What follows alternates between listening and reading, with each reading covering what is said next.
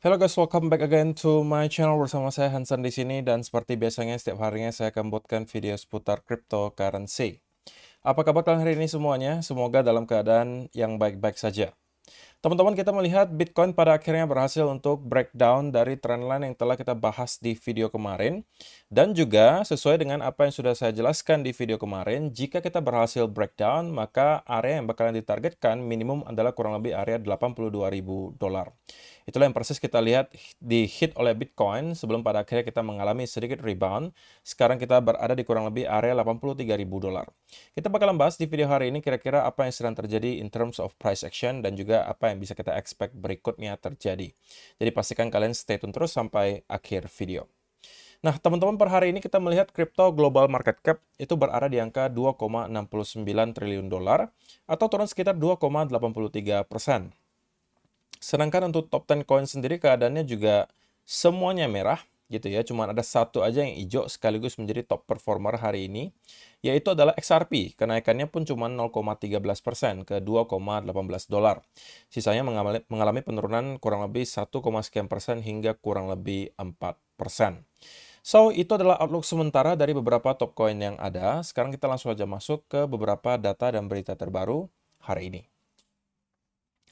Nah, pertama teman-teman, karena kita sudah berada di hari Minggu lagi, kita pengen cek kira-kira untuk minggu depan ada event dan data ekonomi penting apa yang perlu kita waspadai, yang berpotensi untuk kemudian menghasilkan volatility di market.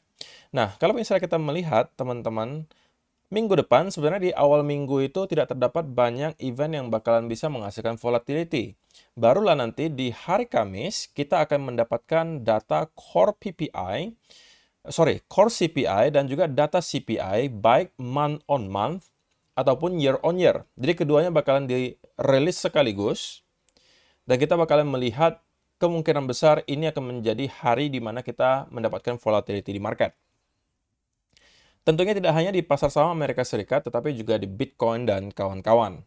Nah, harapannya tentunya teman-teman adalah kita mau melihat data inflasi yang digambarkan melalui CPI dan core CPI ini mengalami penurunan. Idealnya seperti itu, teman-teman. Karena kalau misalnya kita terus-menerus melihat bahwa inflasi di Amerika Serikat terus tertekan dan mengalami penurunan, maka itu kemungkinan besar akan mempercepat The Fed untuk kembali melakukan pemotongan suku bunga, which is harusnya akan menjadi sebuah berita baik untuk market.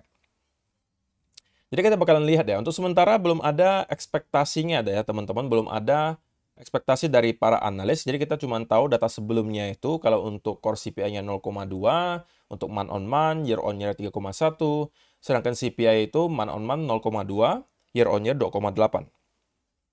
Nah, kemudian teman-teman, hari Jumat kita juga kembali akan kedatangan data yang berkaitan juga dengan inflasi, yaitu adalah core PPI dan juga PPI-nya month on month maupun year on year.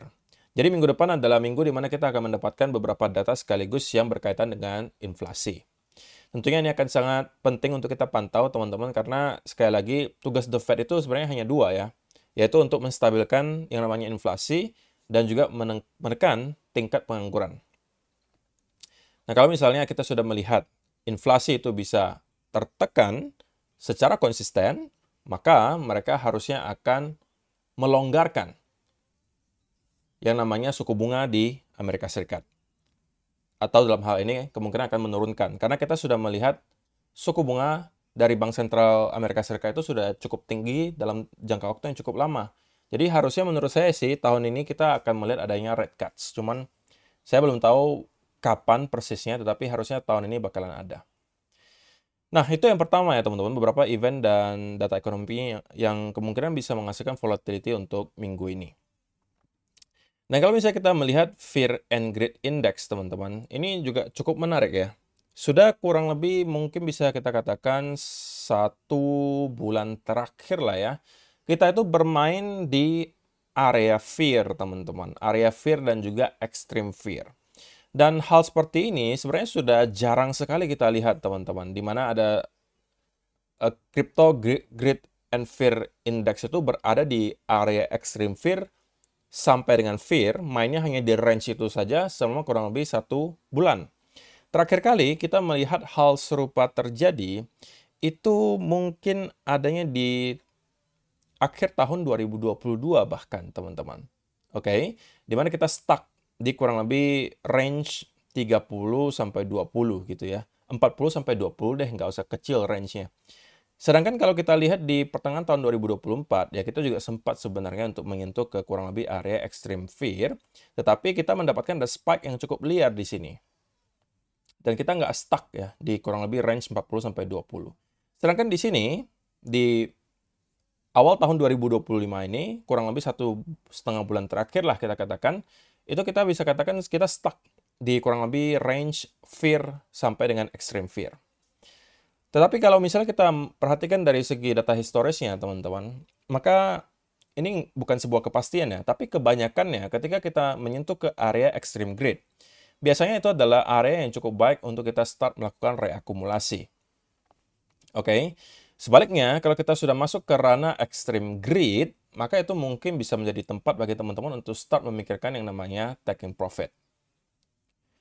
So, teman-teman, untuk sementara waktu kita melihat Bitcoin itu juga telah berhasil gitu ya untuk breakdown dari trendline yang telah berhasil kita bahas di video kemarin.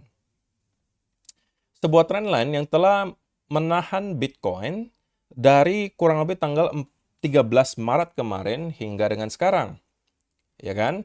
Dan saya sampaikan di video kemarin bahwa kalau misalnya kita sampai berhasil untuk breakdown di bawah area trendline ini, maka itu adalah berarti clue bahwa kita akan mendapatkan penurunan lebih lanjut minimum kembali ke kurang lebih area 82.500 sampai 82.000 dolar.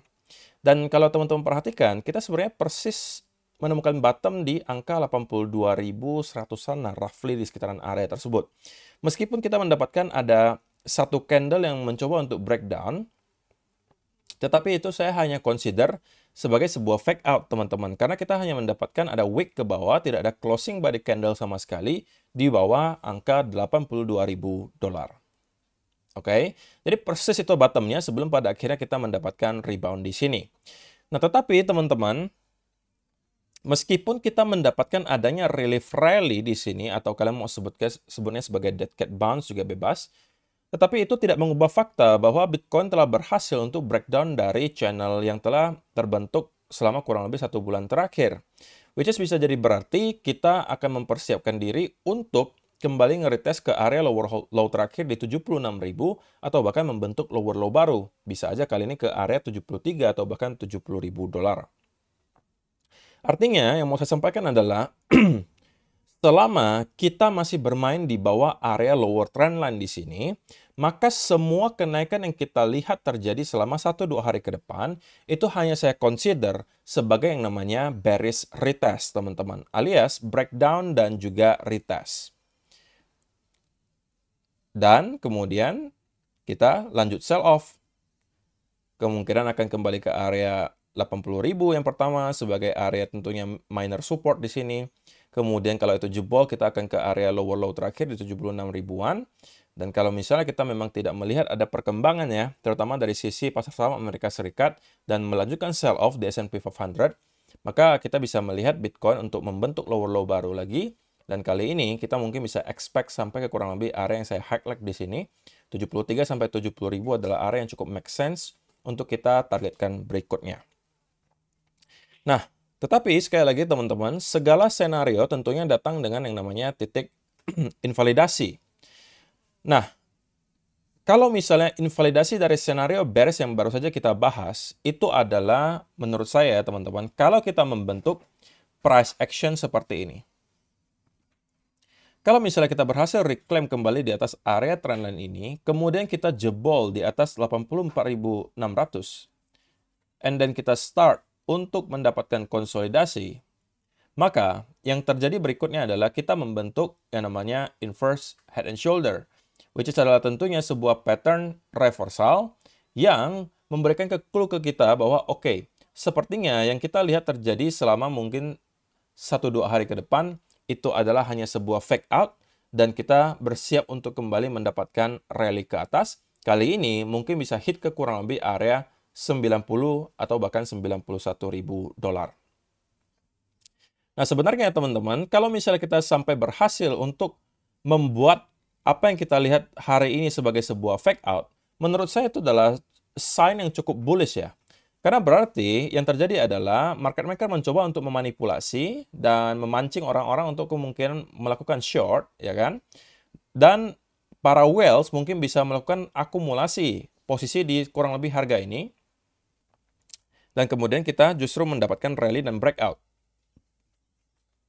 Tetapi teman-teman, untuk mendapatkan senario yang baru saja kita bahas itu, di mana kita mendapatkan rally yang signifikan seperti ini, maka harus diawali oleh clue yang baru saja kita sudah bahas juga, yaitu adalah minimal kita harus berhasil reclaim di atas area 84.600, breakout, kemudian start konsolidasi, maka yang terjadi adalah dua hal. Yang pertama, kita menjadikan apa yang terjadi di sini adalah sebagai sebuah fake out. Yang kedua, kita juga berpotensi kemudian membentuk yang namanya inverse head and shoulder. Dan berarti ada dua dasar yang kemudian bisa kita jadikan sebagai acuan untuk mengatakan bahwa oke, ada potensi kita telah menemukan bottom dan akan kembali reverse ke atas. Jadi itu adalah skenario invalidasinya, teman-teman. Tetapi sebelum hal tersebut terjadi, maka menurut saya secara pribadi, chance yang terlalu besar bahwa semua yang kita lihat di sini hanya sekedar bearish retest. Meskipun kalau kita bisa membuat sedikit breakout ya di atas area trendline, tetapi selama area 84.600 ini tidak berhasil kita reclaim, saya tidak akan percaya dengan breakout tersebut. Saya akan prefer untuk kita breakout dulu dari area ini, consolidate sebelum saya katakan oke, kita kemungkinan mendapatkan fake out. Tapi kalau sekedar kita spike sedikit ke atas dan kemudian kembali sell off, yaitu tidak akan membuat saya terpancing untuk melakukan long. Gitu ya. Jadi, teman-teman, kesimpulannya adalah selama area 84.600 ini tidak berhasil kita reclaim, maka saya secara pribadi, in the short term, itu biasnya akan mengarah ke bearish. Oke? Kalau midterm, teman-teman harusnya sudah tahu ya, dari mungkin 2 atau 3 minggu yang lalu, saya sudah sampaikan, bias saya untuk midterm itu bearish, teman-teman. Kenapa bearish? Karena kenaikan yang kita lihat selama beberapa minggu terakhir, itu cenderung terlihat sangat korektif. Tidak impulsif sama sekali. Yang berarti, ini hanya semacam konsolidasi lanjutan sebelum pada akhirnya kita lanjut sell off ke bawah. Bahkan di Twitter pun, teman-teman, kalau kalian ada mengikuti ya, atau meng-follow Twitter saya sudah sempat post, seingat saya mungkin tanggal berapa ya, 21 Maret mungkin, coba saya cari ya. Saya ada sempat post satu chart yang saya sampaikan adalah ekspektasi saya untuk pergerakan harga Bitcoin selama beberapa minggu. Nah ini teman-teman. Oke, ini saya sudah post dari tanggal 21 Maret kemarin. Ini adalah ekspektasi saya sampaikan untuk pergerakan price action Bitcoin selama 2 minggu ke depan. Dan so far, gitu ya, pergerakannya mengikuti persis dengan apa yang kita sudah gambarkan di sini. Meskipun ya, kita mungkin belum breakdown ke lower low yang baru. Tetapi kita sudah setengah jalan. Oke, kita sekarang sudah berada di kurang lebih 83, sempat tadi menyentuh ke 81-an.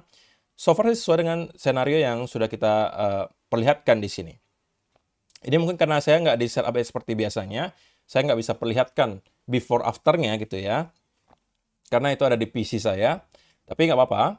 Ini intinya adalah yang sudah saya sampaikan kemarin. Jadi kalau teman-teman belum follow Twitter saya, boleh di-follow dulu karena saya akan lakukan update lebih rutin di sana. Karena kan lebih cepat ya kalau ngepost sekedar di Twitter, tidak perlu waktu 5 menit sudah selesai. Tapi kalau misalnya nge-record kan perlu waktu untuk start recording, kemudian harus editing, harus upload. Jadi kadang-kadang info yang kalian dapat mungkin sudah sedikit lagging gitu. Jadi kalau teman-teman langsung follow di Twitter, itu biasanya akan lebih cepat. Jadi link Twitternya juga udah saya sediakan di kolom description. So, teman-teman saya rasa itu sih yang mau saya sampaikan di video hari ini. Semoga bisa bermanfaat untuk kalian semua. Kalau misalnya kalian tidak sempat masuk ke posisi apapun dalam beberapa waktu terakhir, terutama mungkin 1 hari terakhir, ya jangan coba-coba untuk mengejar deh. Itu aja yang mau saya sampaikan karena kita juga sekarang kan berada di weekend ya teman-teman. Otomatis pergerakan harga atau volatility biasanya nggak terlalu ekstrim. Kemudian volume juga biasanya nggak terlalu kencang. Itu yang justru berpotensi menghasilkan yang namanya manipulasi. Jadi kalau misalnya teman-teman mau mendapatkan setup yang lebih rapi, saya rasa harus wait and see terlebih dahulu. Kalau saya secara pribadi, kalau memang saya menargetkan kemarin di kurang lebih area 82 sampai 82.500 sebagai area local bottom, saya start building position itu di sekitaran area ini. Gitu ya. Jadi kalau misalnya teman-teman tidak sempat masuk, mungkin sekarang sudah sedikit telat menurut saya. So, itu aja teman-teman. Stay safe, be patient, dan see you in the next video. Bye-bye.